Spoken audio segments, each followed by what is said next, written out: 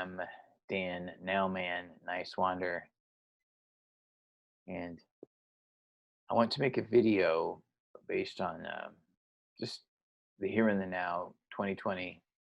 And I've hesitated to make any kind of video responding to the election and the electoral process and just all of that um, hoopla that's been going on, especially winding down to the end of it all, I guess, if that's even a way to say anything about the electoral process and the elections, um, because just there is so much out there, and a lot of it is hot air, a lot of it is fake news, but there's a lot of real important information as well that the average person probably isn't getting access to. So I do want to comment a little bit on that, and then go on to focus on what has been my focus all along, and I've mentioned it over and over again, and I'm going to continue and elaborate on it right now. So I'm breaking this video down into 6 different parts, starting with the message, not the messenger. And that really is what it boils down to with all the hoopla, all the social media, all the mainstream media, all the everything, right? YouTube, Twitter, Facebook, CNN, MSNBC, um, Fox News, just all of it, One America, whatever it is, and even many that are so-called on the left making podcasts. There's there's some good work out there. There's also some fake news, and I really don't want to elaborate on personalities. That's my point here when I say the message and not the messenger. So I guess that is something, a lesson or whatever you want to call it, that I learned from Occupy Wall Street, Occupy Los Angeles, um, is that the most important thing is the message. Now, once you understand the message, and the more you understand the message, then as I see it, the more important the messenger becomes, but not as a messenger for just whatever, right? Or just whatever a person feels like, or an opinion, or um, infotainment, or just nonsense. Um, to me, the messenger, when it comes to very important issues like this, it has to be on point. That's not to say that the messenger has everything figured out, and not at all. The messenger is always in the process of learning, and is that's one of the to me the the revelations of the messenger. And when you know a messenger is genuine, is when they'll tell you humbly they don't have it all figured out. Um, or they might say things like, in my success story, it happened because of luck. This honesty, this genuineness, this sincerity. To me, that's how I can tell if I'm getting the message from a messenger. So to me, the real message is about um, whatever resonates with the truth, whatever is the truth. And then when somebody conveys that, then it's worth and important to listen to the messenger. I hope that simple idea is communicated there. Speaking of, and I'm not going to dwell on this a lot, but I do want to mention it because it's a couple things here, a couple messengers, and um, and the messages that they share most of the time. I do want to bring up these 2 individuals. First of all, Richard Wolff, who's been a great mentor of mine, and I bicycle in his television show, Economic Update, into the Royal Channel here in the Los Angeles area that broadcasts on cable access. It also is on Roku, Apple TV, and Fire TV, streaming in real time around the world also. So the broadcast week in the Los Angeles area on cable, AT&T, Uverse, and Spectrum, when it's available, the Aurora channel, ARROYO. Uh, the broadcast week begins 7 a.m. and 7 p.m. Saturday for Economic Update with Richard Wolff. That comes out of the state of New York, originally from New York City. Then the Nowman Show follows at 7:30 a.m. and 7:30 p.m. on Saturdays. That's the beginning of the broadcast week that goes from Saturday to Friday. So Richard Wolff has some very important information shared from his experience as a professor for probably about 50 years now, and from the University of Massachusetts and the New School in New York City, Sorbonne in France, etc. And he's definitely very knowledgeable about history as well as economics, which he has his degrees in. And very, very important, even more so, the information that he shares from his experience, from his knowledge, in a very down to earth fashion, but also very informative. And his guests are phenomenal as well. Uh, so that is definitely a messenger to pay attention to because of the numerous messages that he shares. The other would be fellow Angelino, Jimmy Dore, who has been on the Now Man Show. He was actually on the Now Man Show in 2015, my first season. And he has some very important information. And when I'm recording this in November of 2020, this is from Twitter, Jack's House of Pancakes. Jimmy posts, here's those bread lines they say socialism will, oh, wait, this is capitalism. Sorry, my bad. There were thousands of cars lined up to collect food from the North Texas Food Bank over the weekend of November 14th and 15th, 2020. I believe it's in that same episode, but you can see various clips of his interview with journalist Glenn Greenwald, who quit the actual online news organization he actually technically created, called The Intercept. He resigned because of censorship issues regarding even one article that he wrote for an organization that he helped found. That's pretty wild. It's a great interview. It's broken up into different parts. I highly recommend it. Again, it's the message, not the messenger. There's so much in social media that just gets misconstrued and people misunderstand. I have to admit, it's a lot of the attention seems to be based on personalities and how many hits you have, how many people watch your YouTube show, or how many hits you get on Facebook or Twitter retweets or whatever, views on TikTok. I mean, to me, it has its place. It's relevant for what it is, but you still have to be a critical thinker. You still have to understand what's going on. Understand what the facts are to the best of your ability, realizing that humbly you're still learning, but still that when you do know and discover certain facts, there's no turning back. Just the way it is. But again, personalities, man, come on. There's too much emphasis on people, even in this election season, candidates, which I don't even have to mention the names. You can go online and you can see those names and those scenarios and those things, those personality politics, identity politics things over and over and over again. I don't even have to bring them up. That's why I prefer to go on to the other 5 points that I'm going to get into in this video, because to me they're tremendously a lot more important than this first of my 6 points, even though I would say 90 or more percent of the focus in social media and mainstream media is on this first point, which doesn't even necessarily get to the message, let alone try to hone in on who are the actual messengers out there. So, I mean, the mainstream media, social media, clicks, likes, celebrities, or perceptions of what celebrity is.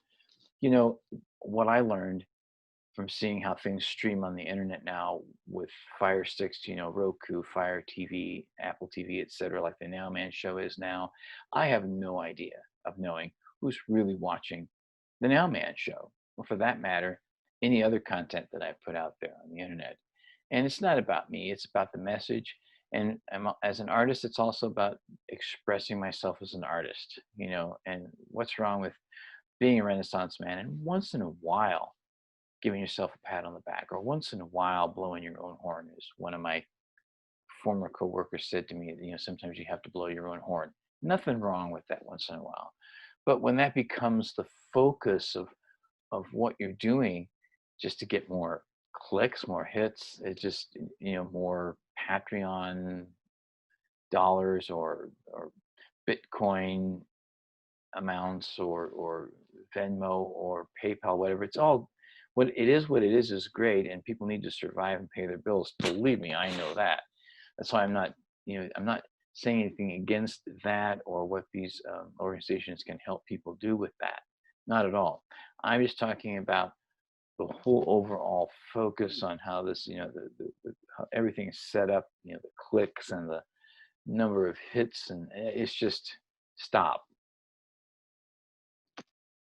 And that's all I'll say about it. Okay. But again, one more point though, it is important to focus on the message, and then the more you understand, the more you can see who the actual genuine messengers are giving you information that does actually enlighten uh, and introduce you to ideas that are important for solutions, which is what I'm going to focus on a lot more here. My next point is number two, self-care. Very, very important to do self-care. That's why I'm an artist, because I'm grateful for being an artist, because it allows me to express myself in numerous ways. I started as a musician, which I've been my entire life, as long as I can remember, at least since I was 5 years old. Um, so thankful for that, those abilities there to be able to sing and play and write music. Uh, I'm also thankful, for the acting skills that I have, the production skills, either with music or now with TV production, hosting shows live or on video with TV. Um, I'm grateful for this expression of art, and to me, that is a nice balance with my whole learning process, with all the seriousness going on, and even before the pandemic happened. There has to be a balance, and this artistic expression has helped me to have that um, kind of self care in my life, and I'm grateful for that. So self care, however you can do that in your own life with the artistic creative process, whatever you want to call it, it's very, very important. That has to be a priority before you really reach out and help others, which is number three on my list here. Helping others is very, very important. Whether you do that through charity work, whether you do that through work within your family and your circle of friends, whether you do that with being an activist of some kind or another, um, or just simply helping a homeless person on the street, giving them some food or some water, or having a conversation with them if that's possible. Um, Whatever you can do to help others, I think it's very important that we all extend an extra effort to be more compassionate, more caring, more giving, however we can, with our money, with our time, etc. So, to my fourth point, short and long term solutions. This is one thing I've gone over many, many times in videos, particularly on my show. And it's important to start with short term solutions. And it's even difficult, it seems, in our society right now to get people, focused on that, let alone long term solutions. And I think in the short term, one of the things to understand is this very simple idea here: people over profits. Um, Start with that premise, and go from there. Uh, there were tens of millions of people who lost their jobs because of the required lockdown, the quarantine in March. And some people got unemployment for a while. And I think some people might still be getting it. The amount, the weekly amount, was reduced significantly when when if it was reinstated. I think the original amount was people were getting what, $600 a week or something like that when they were able to get it, and that was from maybe April to end of June. I'm not sure. And people maybe are now getting 300. I don't know. There's just not a lot of data that's even again immediately available out there unless you dig for it, because most people are focused on, in my view, the wrong kinds of things as priorities. Um, and there was the $1,200 stimulus check, which not even everybody got one, and some people got one. And there's been talk about another one check. How ridiculous when in March the CARES Act was passed, which was processed, I don't know, within a week or two or less. And it basically gave trillions of dollars to initially an undisclosed group of people. It really wasn't that many people, I would say primarily, if not only, multimillionaires and billionaires, of owners of so-called essential businesses.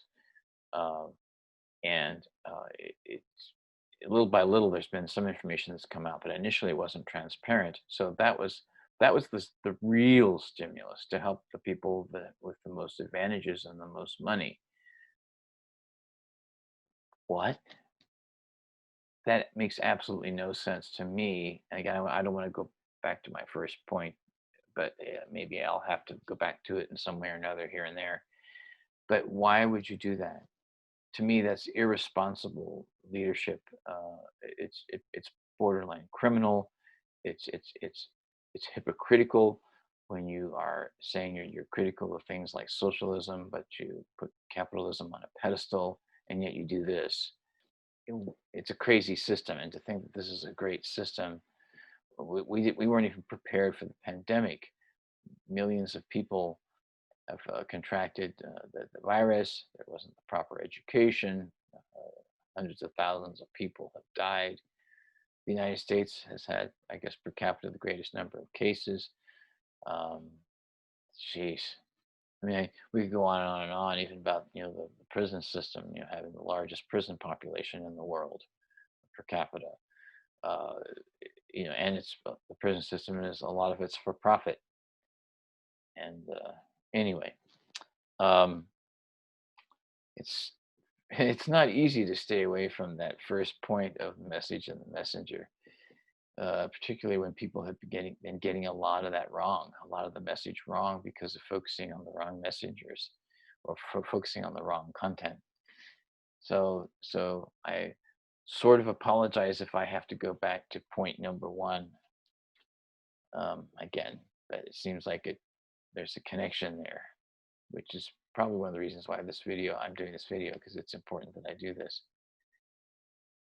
So short-term solutions. On the Nowman show, I interviewed numerous people in 2019. Andrew Yang, who's been a major proponent for the universal basic income, as he calls it, the Freedom Fund, which it's based on the idea that every American in some way contributes to the whole wealth process. And so every American should be able to benefit from that on a monthly basis, especially in the time of a crisis. And it's called basic income. So there's the basic income movement, the basic income. There's even a proposal from, believe it or not, the next Vice President, Kamala Harris.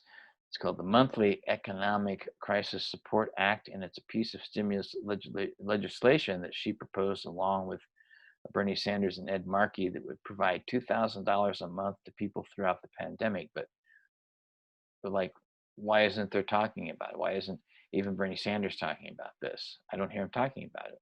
We're in a pandemic already. It's not like you're anticipating one happening or it just happened. We're in it already. So this is just a bunch of talk, right? 77% of Democrats, 52% of Republicans, according to the appeal, now support this, an emergency UBI of $2,000 in response to the COVID crisis. Why isn't this happening? I mean, you could send a letter to your senators. People have been doing that through the basic income movement. No, what's going on? What's happening? There's information out there about it. There's groups supporting it, promoting it. Andrew Yang got a lot of attention reporting it during the debates that he was in. Um, you can watch my interview on the Nowman show. No talk, no discussion, nothing important. We got to wait till after the inauguration. Apparently, it's so disrespectful and immoral. I don't know how I can even elaborate that when there's millions of people, probably hundreds of millions of people that could use that money right now, and it would go back into the economy and stimulate the economy as well. Uh, and that means stimulate the economy for the 100%, not just the top 1%. Crazy. And at the time of a pandemic, let alone before the time of a pandemic, the focus is not on getting everybody health care. We have a model we can use. It's called Medicare. We can perfect it, we can make it better, and we can get everyone covered, which is why it's called Medicare for All. It's actually very popular with all across the board. Last I've seen, about 68% all across the board, up to 50% of conservatives that would vote Republican, and something like 88% of those who would vote Democrat. They support it, and yet, no. We have to improve Obamacare, which is a conservative insurance plan partnered with the private industry that basically is just kind of a different kind of Romney care, a Republican plan that came from Massachusetts with a few other tweaks in it, like, allowing children like up to 25, 26 years old to still get coverage, and then the pre-existing conditions, etc. But really not a whole lot different than the Republican plan. And then Obama had his name put on it. So we're just going to improve that instead of just starting with the premise of getting everyone covered. Well, that's why they don't want to start with the premise of getting everyone covered, because they know partnering with the private sector, you can't get everyone covered very quickly or at all. So that's why they're not going to go that route, I guess, because there's ways to do things quickly. We know this. If that wasn't the case, there wouldn't have been such things as the CARES Act in March of this year, getting trillions of dollars to basically a handful of multimillionaires and billionaires. That was done quickly. So things can be done quickly. We can end these wars quickly because we started them quickly. There's now 7, 8 wars now, technically, starting with Iraq and Afghanistan, and we're still there. It's 20 years. There's a generation now of people. And they were initially in Iraq and Afghanistan, they were lies to begin with. Why aren't Americans just completely outraged about this? Again, another immoral thing, going back to number 1 on my list. It's not just the messenger. You also have to understand the message. Then you'll see where the real genuine messengers are, and then you'll spend more time listening to them, and you'll still critique them, because it's all a learning process for all of us. Again, back to point number 1. More short-term solutions. We need to find ways also we can take a small tax from Wall Street transactions and pay for education. Technically, the Green New Deal would be kind of like a short to long-term solution. The original one that was created in 2007 and updated in 2019, as I learned about that when I had Howie Hawkins on the Nowman show in 2019. The original plan in 2007, basically it does cover universal health care. It does cover a jobs program, which is largely administrated through the federal government. You're guaranteeing jobs for those who want them, because most people do want to be productive. I think that's a fact. There's not as many people that want to be lazy as some people would like to believe. Most people want to be productive. That doesn't necessarily mean hard labor. That means being productive, contributing to society. And when you do that, basically everybody contributes to the income and the wealth that's being produced. Income annually, wealth over time. Everybody is basically contributing to that.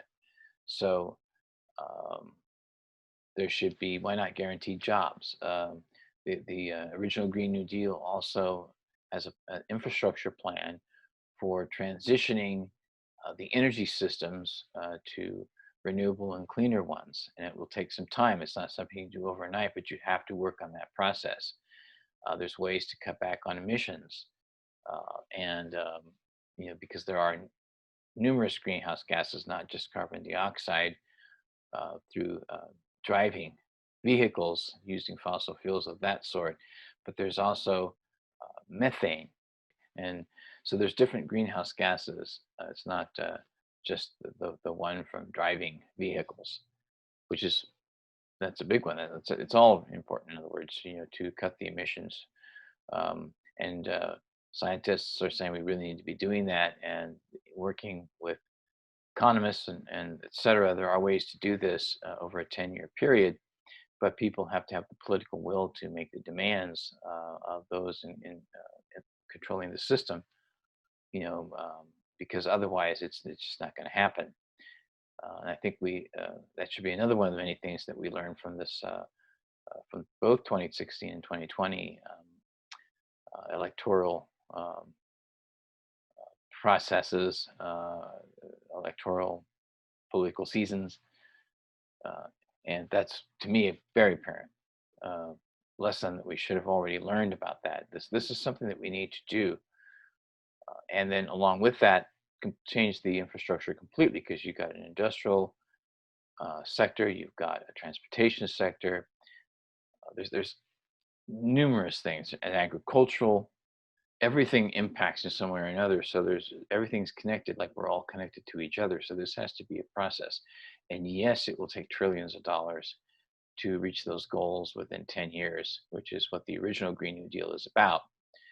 I'm not talking about the ones that have been proposed even from Bernie Sanders and Alexandra Ocasio-Cortez, which have many good ideas in them, but they don't go far enough.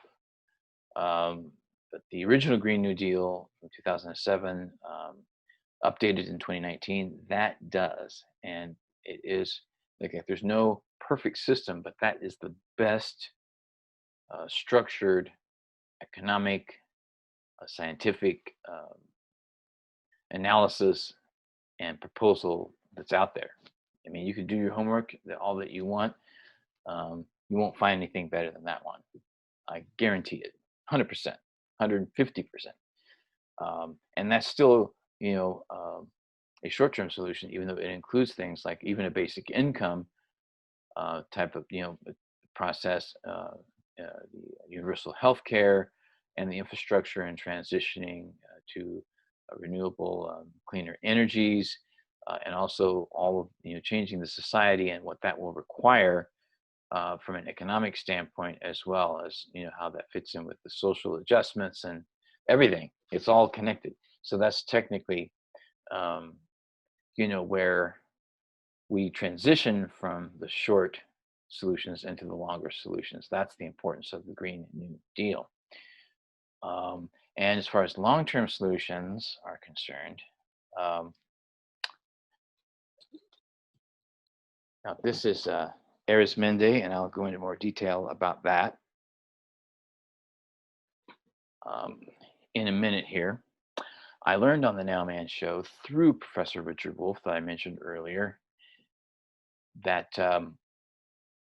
there's this business model called worker cooperatives, or as he likes to call them, worker self-directed enterprises, to distinguish from the different types of cooperatives out there, because there are a lot of different cooperatives out there. Credit unions, employee stock options programs.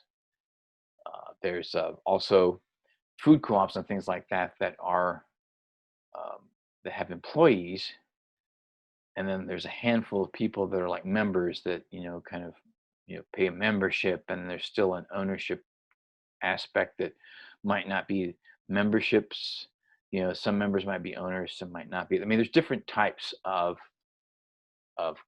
co-ops. So that's why I think the term worker self-directed enterprises is used to distinguish itself from the other types of co-ops, cooperatives. But essentially, we call them worker cooperatives. You can see I have a sticker back here: abolish human rentals, support worker cooperatives. I got that at at least I think it's the National Cooperative Convention when it was here in Los Angeles in 2019, and was it 2018? There's so many things that have been going on. You can see those episodes on the Now Man show on the Arroyo channel, Arroyo, on YouTube.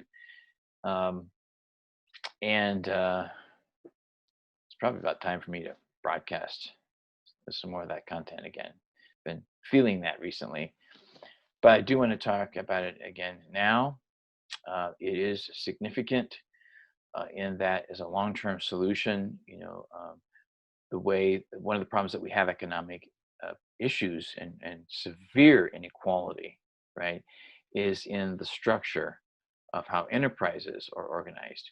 So most enterprises that are, let's say, um, a larger scale, they have a board of directors. So let's say you have a corporation that has 20,000 employees. Those kinds of corporations will have maybe a board of directors with 25, 30 people making all the important decisions. So, and the majority of those people tend to also get the majority of the stock because a company of that size is usually going to be public and they're going to be trading stock on the stock market. So even a lot of those board of directors, they're going to have most of the money and they're going to have most of the ownership because of the stock, and they make all the important decisions for that big corporation. Well, in general, that's how it works. As corporations get bigger and bigger and bigger, income and wealth consolidates more and more. Then you have and more economic inequality. And again, that can be distinguished between income and wealth. Income is annual. Wealth is what you build, over time, and it's not just money. It could be property. It could be, cars. It could be whatever. You know, and silver, diamonds, yeah, all of that is wealth. And I'm not saying it's bad. I'm just saying that's what it is. That's what it consists of. So the way you structure something is how the that income annually and the wealth overall is going to be distributed, right? How people are going to have access to it. So if you structure it in such a way that more people can benefit, then then you don't have a very good structure, in my view. So the worker cooperative structure and with worker self-directed enterprises is more about one person, one vote. It's not perfect, but it's the closest thing that I know of to an actual democratic process in the workplace. So if you have a certain sort of job, let's say at the Arizmendi bakeries, there's whether it was 9 different companies in the Arizmendi Association of Cooperatives in the Bay Area. Um, and you'll see from the episode when I talked to a couple of worker owners from there. They had landscape business and a construction business. I don't know if that's still operating now, but they do have 7 bakeries and pizzerias, whatever. um, 7 all around the Bay Area. I visited 2 of them when I visited San Francisco and Oakland recently, and of course I got this T-shirt here, Arizmendi Bakery uh, in Oakland. It was awesome. And both places, I ended up visiting the one in Oakland twice and the one in San Francisco once. Always had a long line, even during the time of the pandemic. Very inspiring and great pastry too. Um, they weren't serving coffee though when I was there, but that's because there was just so much going on. They had to uh, stop the brewing of the coffee, I guess, by a certain sort of time so they could accommodate all the customers who came for the pastries and the pizza. It's awesome. Um, and there's Mondragon in Spain. I've talked about that on my show. If you do want to see more details, I mean, you can find type the Nowman Show and worker cooperatives, and you'll find quite a few episodes that include that subject matter. I will briefly mention that Mondragon in Spain is, as far as we know, the largest worker cooperative. Last I checked, about 75,000 some worker owners. They do have employees too, but 75,000 worker owners, 100 some companies, organizations, from um, factory stores, an IT department, university, uh, banking system, administrative services, etc. So it's and the CEO makes only something like maybe 10 times more than the lowest paid worker in the whole corporation, instead of 500 or 700, 1,000 or 2,000 times more. It's very refreshing, and you can Google that Mondragon, like Mondragon, if you don't understand the accent. In the Basque region of Spain. The largest number of worker cooperatives in one area so far that I know of is in Emilia-Romagna region of Italy. You can Google that too, Emilia-Romagna, Italy worker cooperatives, and you can learn more about that too. On and on and on. We have some here in uh, obviously Arizmendi in the Bay Area, but there's also Evergreen. There's more in the United States, just not as many as you'll find in Europe at this point. Long-term solution. So I've gone into those. I know there's more. There's so many more things to learn from history, and I've covered so many things on the Nowman Show. You can check out my documentaries, The Roots of Society and the Enlightenment of Solutions. That's a documentary I did in 2018, and 2019 I did another documentary, What is Democratic Socialism and Economic Bill of Rights? So, and I have my artistic stuff too, documentaries about my music career. And the one is called Niswander, Music to Superhero. And I also have another one called Niswander's Variety. And these are both basically documentaries about myself as an artist. And for those who are interested and have seen, I've been on America's Got Talent season 15, episode 1 in 2020. That's a interesting story in and of itself, which, at the moment I don't go into detail in media, but that's been part of my story as well.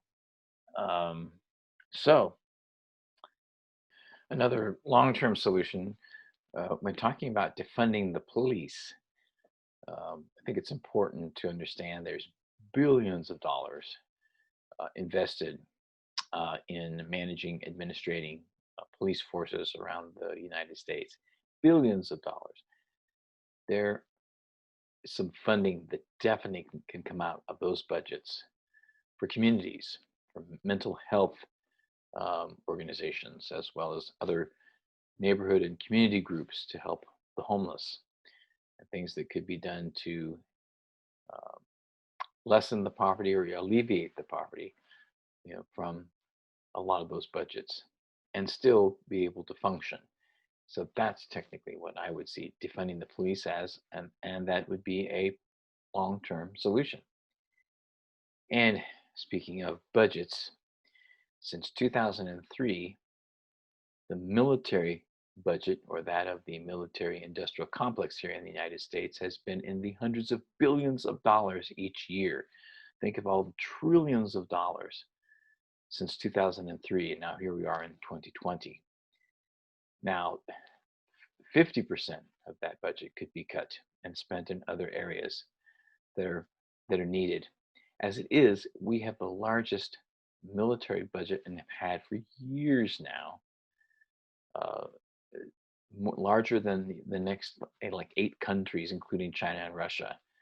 Now, this is just preposterous, and the fact the the U.S. citizenry has not objected to these just outrageous, overinflated budgets year by year, with a legitimate critique, is just mind-boggling to me.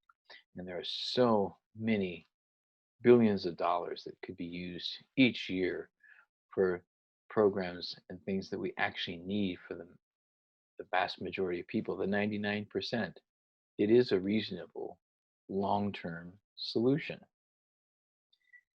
And I will say one thing about Russia that's been getting blamed for different things. By the way, there's been no proof that the any kind of intervention, if there was much, if any, had anything to do with the outcome of the 2016 election. And yet there's still people in supposed legitimate mainstream media outlets that still will somehow refer to Russia, even interfering in the 2020 election.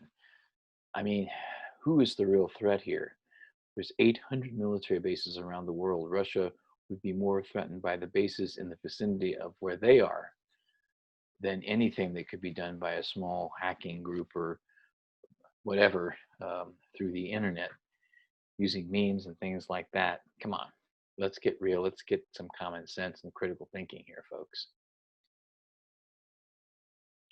And there's always more long-term solutions. If you have ideas, share them with me, and I'll definitely research them, and we'll talk some more.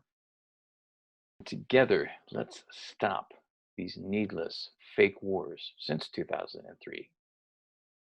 Not only is it a waste of life, a waste of money and resources, but what's the point? Most people are in favor of ending them, all of them. 2, Iraq and Afghanistan accelerated to 7 or 8 over time. It didn't matter if it was Democrats or Republicans. It's time to end these shameless, meaningless, hurtful, harmful wars. Now, it's time for the public in the United States to come together, organize a movement, and demand some changes. Peace. Getting to the next point. My next point is organizing a movement of millions of people with a focus on economic justice as the root. That is, and I will have more information about what I'm working with on this in the not too distant future. Still talking to others and putting some ideas together, and don't want to share anything until I have more of that completed, more clarity in the message to communicate there, so that I really can be a messenger for that very important message. But in the nutshell of it, we really do need a movement, kind of where Occupy Wall Street was heading. The basic kind of idea that we need to find ways to restructure the economic process, the way that we actually distribute the income and the wealth from all this activity that we need to keep our society going, the economy, etc. There has to be a better way to redistribute what we all basically contribute to in the first place. I mean, there's no way you have someone like, and I don't like mentioning names, but in this case I have to, Jeff Bezos, who is the creator and owner of Amazon. At the time I'm speaking here, $200 billion is just personal wealth.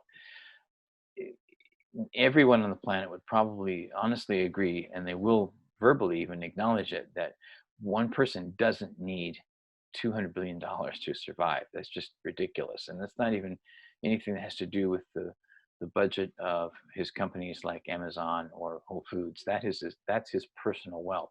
No one person needs that much money when we have this kind of system, and we have so many people that are homeless on the streets.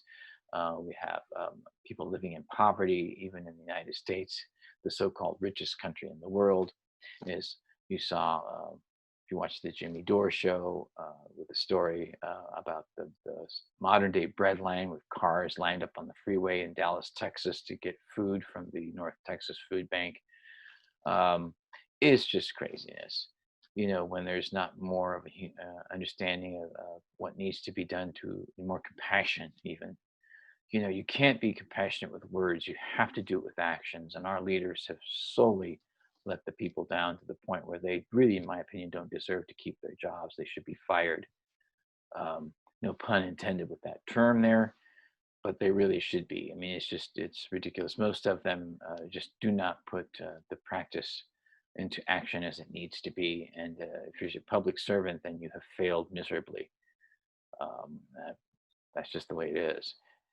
It's nothing to do with clicks on the internet or, who your circles are, your lobbyists, how much money you have. It's about, again, being a real messenger of the real message.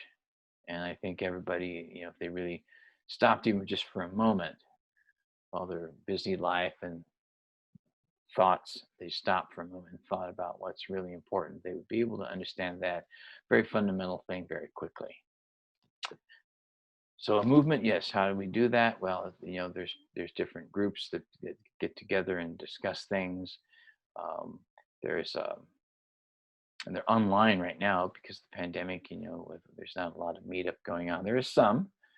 Um, I know there's the Poor People's Campaign. There's Democratic Socialists of America. There's here in Los Angeles. There's a group that does some work in the it's urban. Can't think of the name, but they do work in the inner city. They're focused on Los Angeles urban areas, um, and there's on and on and on. There's many organizations out there that are doing great work to help people in need. There's free and equal elections. There's so many different groups that can come together, and basically they're on the same page, focused on what I would consider real solutions going forward. And that's how you create a movement. You bring these different groups together and you begin addressing these issues publicly through action of one kind or another. Whether it's giving food out in the community, or whether it is getting a basic income for a community, whether it is doing media to help educate people about things, whether it's through political activism of some sort online, whatever that might be. Start the process of connecting with groups. Make extra time in your life for that. What resonates with your skills and your talents and your interests. Find your peeps, and then these groups should find each other. Find ways to create coalitions, and that's how you start creating um, a new movement. And I think the basis should be on economics, because it would connect to every kind of justice issue, where there's inequality, whether it be social justice of one kind or racial justice of one kind. Um, there's a systemic racism. There's a cultural racism based on what happens over time, and through laws and just through belief systems. And there's all kinds of things that if you incorporate economic justice issues as your base, as the roots, then that includes everything else in that process. It also allows more groups to come together to create this new movement. So there'll be more that I'll be able to elaborate on this as time goes on. I'm running out of time here, so I want to make sure I have a meeting to go to here. And then my final 6 point is building a transition team, which I'll elaborate on as time goes on as well. Transition team. I'm on that transition team already. As far as I'm concerned, my focus of my work, and I've said this on my show and a lot of my media, my focus is on cultural and economic transition. Not that that's all that I'm doing, but that's my focus.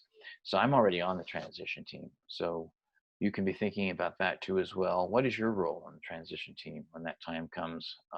It's going to be essential, because we can't have a system, we can't have a society that operates like it is in the current to 2020 environment. This is Dan Nowman Niswander, musician, host and producer of the Nowman Show, talent from America's Got Talent, season 15, episode 1, and on and on and on and on. But just a guy, a regular guy, all of it. And as I always like to end, I say, stay present in the moment, always.